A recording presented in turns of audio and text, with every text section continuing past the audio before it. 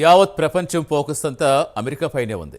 ప్రస్తుతం ఎక్కడ చూసినా డొనాల్డ్ ట్రంప్, ఎలాన్ మస్క్ గురించే పెద్ద ఎత్తున చర్చలు జరుగుతున్నాయి. సోషల్ మీడియాలో ఇద్దరి మధ్య జరుగుతున్న బ్రొమాన్స్ గురించే ముచ్చటించుకుంటున్నారు. ఇక్కడ బ్రొమాన్స్ అంటే ఇద్దరు వ్యక్తుల మధ్య నాన్ సెక్సువల్ రిలేషన్షిప్గా చెప్పుకోవచ్చు.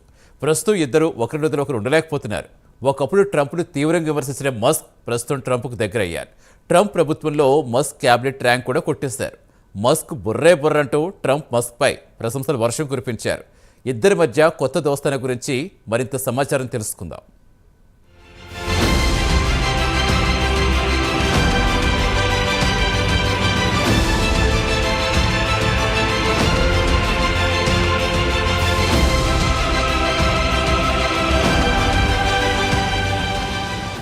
ప్రపంచ కుబేరుడు ఎలాన్ మస్క్ అమెరికాకు కాబోయే కొత్త ప్రెసిడెంట్ డొనాల్డ్ ట్రంప్ కు మధ్య నయా దోస్తానా కుదిరింది. ప్రస్తుతం ట్రంప్ కేబినెట్ లో ఎలాన్ మస్క్ మంత్రి పదవి సంపాదించుకున్నాడు. అలాగే అమెరికాలో ప్రభుత్వం విధానపరమైన నిర్ణయాలు తీసుకోవడంలో మస్క్ కీలక పాత్ర పోషించనున్నారు. కేవలం అమెరికా ప్రభుత్వం కాదండోయ్, ఇండియా ప్రభుత్వంలో కూడా ప్రస్తుతం మస్క్ హవా నడుస్తోందని చెప్పుకోవాల్సిందే.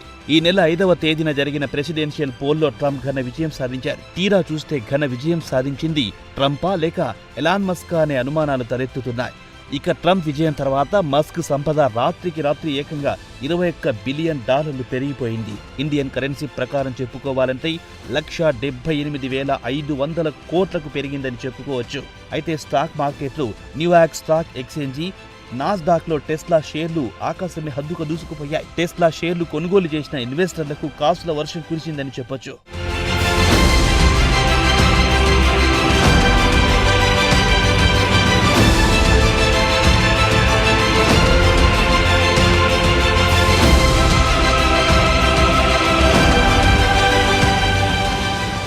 ఇక ట్రంప్ అధ్యక్షుడు గెలిచిన తర్వాత మస్క్ పూర్తిగా బిజీగా అయిపోయారు. ప్రపంచంలోని పలు దేశాల నాయకులతో ఆయన మాట్లాడుతూనే ఉన్నారు. ఆయన సూడో ప్రభుత్వాన్ని నడుపుతున్నారు. ఈ విషయం ఎందుకు చెబుతున్నారంటే ఎక్కడ చూసినా మస్క్ కనిపిస్తున్నారు. ఆయనపై సోషల్ మీడియాలో పెద్ద ఎత్తున జోకులు పేలుతున్నాయి. జోకులు పక్కన పెడితే ట్రంప్కు ఎన్నికల్లో పూర్తి స్థాయి సహాయ సహకారాలు అందించారు మస్క్. తన సోషల్ మీడియా ప్లాట్ఫామ్ లో మస్క్కు ఆకాశానికెత్తారు. పెద్ద ఎత్తున ప్రచారానికి సహకరించారు. ట్రంప్ గెలిచాక మస్క్ రుణాన్ని ఉంచుకోలేదు. తన కేబినెట్ లో చోటు కల్పించారు. టెస్లా సీఈఓగా ఆయన అమెరికా పాలసీలు తయారు చేసే కీలక సభ్యుల్లో ఒకరిగా ఉండబోతున్నారు. ఇక ట్రంప్ జియో పాలిటిక్స్ నుంచి గవర్నమెంట్ ఫైనాన్స్ వరకు ఆయన కూడా తన అభిప్రాయాన్ని చెప్పవచ్చు. కాగా మస్క్ సోషల్ మీడియా ఎక్స్ ను ట్రంప్ పూర్తిగా సద్వినియోగం చేసుకుని ఓటర్లతో ఆయన నేరుగా కమ్యూనికేట్ కాగలిగారు.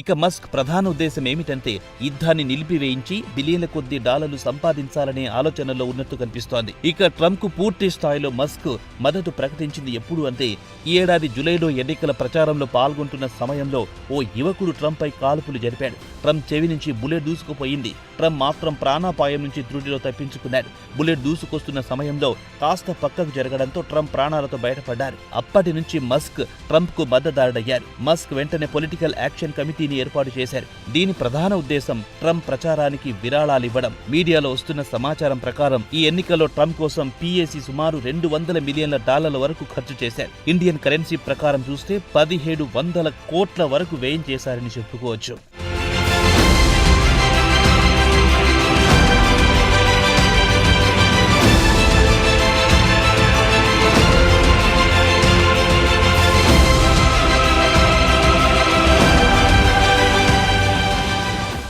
మరి దీనికి బదులుగా మస్క్కు తిరిగి రాబడి ఎంత వచ్చిందంటే మస్క్ కంపెనీల షేర్లు నికర ఆదాయం ఏకంగా $20.9 బిలియన్ల పెరిగాయి. భారతీయ కరెన్సీ ప్రకారం చూస్తే 1,77,650 కోట్లుగా చెప్పుకోవచ్చు. ఇక మస్క్ డిజిటల్ ప్రపంచం నుంచి వాస్తవ ప్రపంచంలోకి అడుగుపెట్టారు. ఇక ట్రంప్ గెలిచిన వెంటనే తన వెంట కూర్చోబెట్టుకున్నారు. యుక్రెయిన్ ప్రెసిడెంట్ జెలెన్స్కీతో కాల్లో మాట్లాడుతున్నప్పుడు కానీ, టర్కీ ప్రెసిడెంట్ రెసెప్ తయ్యప్ ఎర్దోగాన్తో మాట్లాడుతున్నప్పుడు కూడా మస్క్ ట్రంప్ పక్కనే ఉన్నాడు. అయితే భారత ప్రధానమంత్రి నరేంద్ర మోదీతో మాట్లాడుతున్నప్పుడు మస్క్ అక్కడే ఉన్నారో లేదో మాత్రం పక్కాగా తెలియదు. అయితే అమెరికాలో మస్క్ హవా ఏకంగా పెరిగిపోవడంతో ఇక్కడ ఇండియాలో మోదీ సర్కార్ గతంలో మస్క్ ఇచ్చిన ప్రతిపాదనలకు కళ్లు మూసుకొని ఆమోదం తెలిపింది. గత మంగళవారం నాడు కేంద్ర కమ్యూనికేషన్ మంత్రి జ్యోతిరాదిత్య సింధియా కూడా మస్క్కు అనుకూలంగా ఒక ప్రకటన చేశారు. మస్క్కు చెందిన స్టార్లింక్ శాటిలైట్కు లైసెన్స్ మంజూరు చేస్తున్నట్టు ప్రకటించారు. సెక్యూరిటీ క్లియరెన్స్ ఆమోదం పొందిన వెంటనే ఇండియాలో కూడా మస్క్కు చెందిన స్టార్లింక్ శాటిలైట్ సర్వీస్ వ్యాపారాన్ని ప్రారంభించుకోవచ్చనేది సింధియా అభిప్రాయం.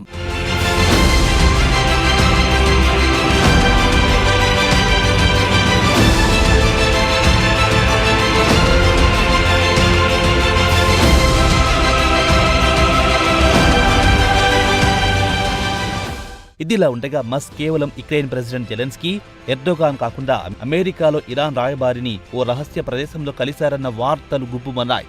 అమెరికా ఇరాన్ మధ్య ఉద్రిక్తలు తగ్గించడానికి సహకరించవలసిందిగా మస్క్ ఇరాన్ రాయబారిని కోరినట్లు న్యూయార్క్ టైమ్స్ పత్రిక వెల్లడించింది. మనలో ఎవరైనా మస్క్ విదేశాంగ విధానం గురించి, ఫారిన్ డిప్లొమసీ గురించి ఏం తెలుసని ప్రశ్నించవచ్చు. ప్రస్తుతానికి ఇది అనవసరపు ప్రశ్న. కాగా ట్రంప్ తన కేబినెట్లో పలు వివాదాస్పదమైన వ్యక్తులను తీసుకున్న విషయం తెలిసిందే. ఇక ట్రంప్ విషయానికి వస్తే ఒక టెక్ బిలినియర్ 2.5 సంవత్సరాల నుంచి కొనసాగుతున్న యుద్ధాన్ని ఆపడానికి ప్రయత్నిస్తే అడ్డుపుల్లలు వేయడం తగునా అని ప్రశ్నించవచ్చు. అలాగే దశాబ్ద కాలం తర్వాత ఇరాన్తో సంబంధాలు మెరుగుపడితే మంచిదే కదా అని మస్క్ను వెనుకేసుకొచ్చే అవకాశాలు స్పష్టంగా కనిపిస్తున్నాయి.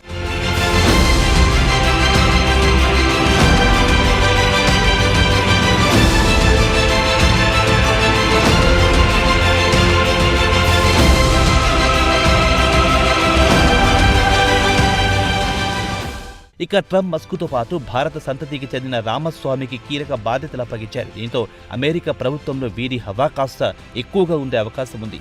అమెరికా ప్రభుత్వంలోని వివిధ శాఖల్లో వృధా ఖర్చు నివారించడానికి వీరిద్దరిని నియమించారు. వివిధ శాఖల్లో ఉన్న అదనపు సిబ్బందిని గుర్తించి వారిని తొలగిస్తారు. ఇక మస్క్ కంపెనీల విషయానికొస్తే మోదీ ప్రభుత్వం కూడా మస్క్కు చెందిన లగ్జరీ ఎలక్ట్రికల్ కార్ల తయారీ కంపెనీని ఇండియాలో ప్రారంభించుకోవడానికి అనుమతిస్తోంది. ఇప్పటి వరకు మోదీ సర్కార్ మస్క్కు అడ్డుపుల్లలు వేసింది. ఇక అమెరికాలో ట్రంప్ వచ్చాడు కాబట్టి ఇండియాలో మస్క్కు రెడ్ కార్పెట్తో స్వాగతం పలుకుతోంది. అయితే గతంలో టెస్లా ఇండియా పెట్టుబడులను వాయిదా వేస్తున్నట్టు ప్రకటించింది. ప్రస్తుతం ఇండియా ప్రభుత్వం కూడా మస్క్కు గాలం వేసి ప్లాంట్ను పెట్టుకోవాలని ఆఫర్ చేస్తోంది. ట్రంప్ గెలిచాక మోదీ సర్కార్లో కూడా మార్పులు స్పష్టంగా కనిపిస్తున్నాయి.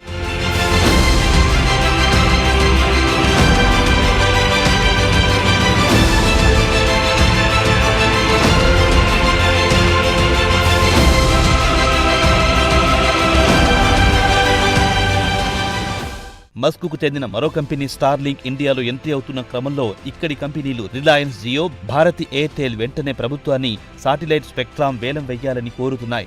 ఏకపక్షంగా కేటాయింపులు చెయ్యరాదంటున్నాయి ఈ రెండు కంపెనీలు. కాగా స్టార్లింక్ మాత్రం ఏకపక్షంగా తమకు స్పెక్ట్రామ్ కేటాయించాలని కోరుతోంది. కాగా ప్రభుత్వం మాత్రం ఏకపక్షంగా స్పెక్ట్రామ్ కేటాయింపుల వైపు మొగ్గు చూపుతోంది. ఇక మస్క్ ఆకాశమే హద్దుగా ఇండియాలో కూడా టెస్లాతో పాటు స్టార్లింక్ వ్యాపారంలో ఎంట్రీ ఇవ్వబోతున్నారన్నమాట.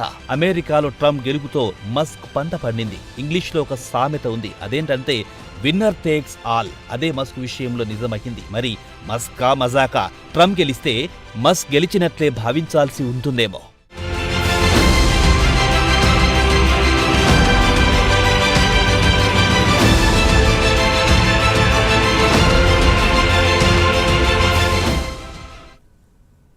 ఇరాన్పై అక్టోబర్ 26న ఇజ్రాయెల్ సుమారు 100 యుద్ధ విమానాలతో